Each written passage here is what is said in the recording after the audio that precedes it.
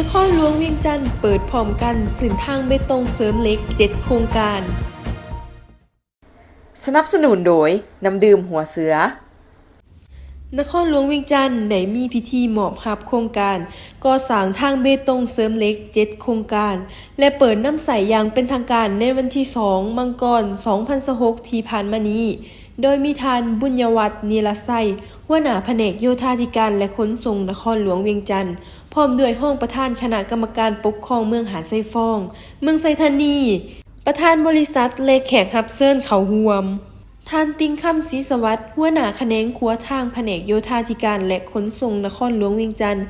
ได้รายงานการจัดตั้งปฏิบัติโครงการก่อสร้างเส้นทางระยะที่ผ่านมา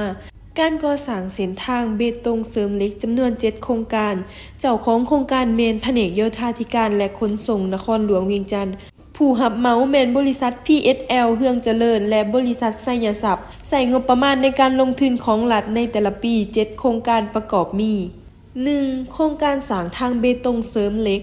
เส้นทางเข้มของจาก3แยกบ้านนาไฮหาบ้านไซฟองเมืองหาดไซฟองนครหลวงเวียงจันทร์ล่วงยาว 9.38 กิโลเมตรหน้าทางกว้าง8 เมตร 2. โครงการก่อสร้างทางเบตงเสริมเหล็กแต่บ้านสารคำหาดงพลเหล่าหาบ้านสว่างเมืองหาดไซฟองนครหลวงเวียงจันทร์ล่วงยาว 4.85 กิโลเมตรหน้าทางกว้าง 7.50 เมตร 3. โครงการก่อสร้างทางเบตงเสริมเหล็กแต่ทางรถไฟลาวจีนบ้านห้วยเตยหาโนนสะอาดไฟแดงทางเหล็กที่10เมืองไซธานีล่วงยาว 7.97 กิโลเมตรกว้าง10 เมตร 4. โครงการก่อสร้างทางเบตงแต่บ้านตานมีไซหานาถมเมืองไซธานีนครหลวงเวียงจันทร์ล่วงยาว 2.76 กิโลเมตรกว้าง10 เมตร 5. โครงการก่อสร้างทางเบตงเสริมเหล็กแต่บ้านโนนสะอาดไฟแดงทางเหล็กที่10บ้านลาดควายหานาศาลา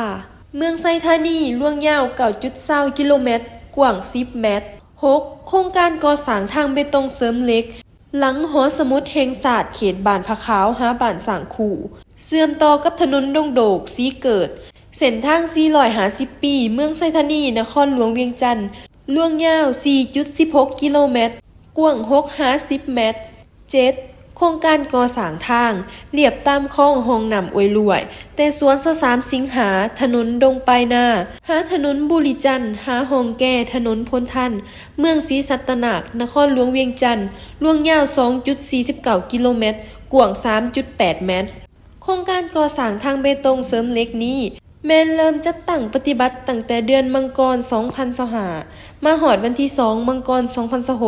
บรรดาหน้าเวียกต่างๆจัดตั้งปฏิบัติสำเร็จห้อยส่วนห้อยและสำเร็จก่อนสัญญารวมระยะทางยาวทั้งหมด